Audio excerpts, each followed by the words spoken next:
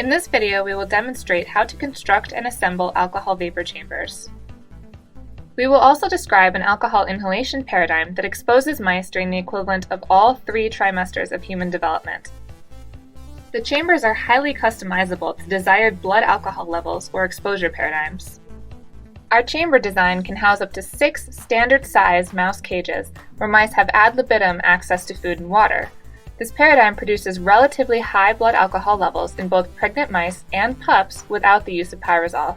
We are from the laboratory of Fernando Valenzuela at the University of New Mexico. In this video, we will demonstrate the assembly of polycarbonate ethanol vapor chambers and describe their use in an all 3 trimester mouse model of fetal alcohol exposure. Anyone with basic carpentry skills will be able to construct the chambers, and the dimensions can be modified to fit individual needs. The chambers can be housed in the animal facility throughout the exposure and will minimize stress related to transport and handling of the animals.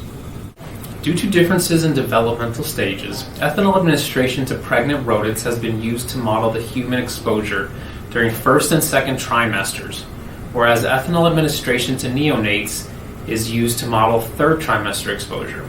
These chambers are designed to house multiple mouse cages simultaneously and expose pregnant dams as well as neonates housed with their mom.